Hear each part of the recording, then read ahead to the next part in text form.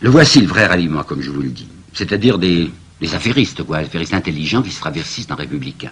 Et puis ce sont des libéraux. Alors là, il faut que je vous explique parce que ce mot libéral a eu dans l'histoire intérieure française, et je n'oublie pas que je prépare les origines de la guerre de la guerre de 14. Ce mot de libéral a eu une fortune extraordinaire. Enfin, les gens de droite, ça était toujours les libéraux. Qu'est-ce que ça voulait dire? Pour bien comprendre, il faut remonter même à l'histoire de la Révolution française et aux Girondins. Les Girondins, c'était ceux qui, en face de Robespierre et des Montagnards, se proclamaient justement les amis passionnés de la liberté.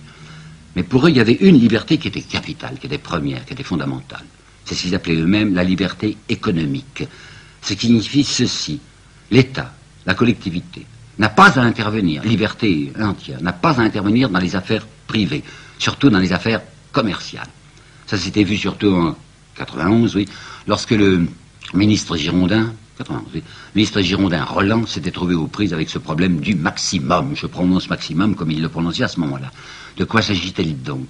Il s'agissait de ceci, qu'il y avait des pauvres gens, des affamés, qui commençaient à réclamer une intervention de l'État pour la fixation du prix maximum du pain. Ça leur paraissait évidemment nécessaire, quoiqu'ils ne payent pas trop cher la miche de pain.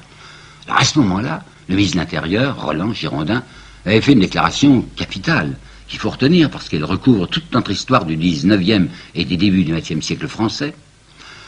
Tout ce que le pouvoir, tout ce que l'État peut décider en matière économique, c'est qu'il n'interviendra jamais. Alors autrement dit, du côté des profits, c'est-à-dire de la vente, quoi, des commerçants, l'État a les mains liées. Il ne peut rien faire. Mais ces mêmes commerçants et ces mêmes industriels se tournent du côté de l'État pour lui demander des avantages. Par exemple, pour demander des concessions de mines. Par exemple, au XIXe siècle, pour demander des concessions de chemin de fer. Par exemple, pour demander des primes à l'exportation. Alors d'un côté, vous avez l'État qui est répudié comme inconvenant, enfin qui ne se mêle pas de nos affaires, mais d'autre part, le même État, c'est-à-dire la collectivité, est au contraire l'objet de sollicitations permanentes afin d'avoir de l'argent. Alors je répéterai donc, l'État a les mains liées du côté du peuple, du côté du grand nombre, mais il a les mains ouvertes du côté du petit nombre. Lamartine, qui n'a pas la réputation qu'il mériterait, Lamartine, qui était un homme lucide, vous savez, avait dans son histoire des Girondins donné une définition que je tiens à vous apporter de la liberté économique. Et lui, Lamartine, avait dit, qu'est-ce que c'est que la liberté économique? C'est la liberté pour le commerçant et pour le riche de s'enrichir indéfiniment.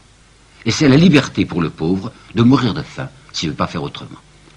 Eh bien, à partir de 1879, ce sont ces affairistes-là, ces libéraux-là, qui vont être au pouvoir en France, et ils vont l'être, vous savez, pour des décennies.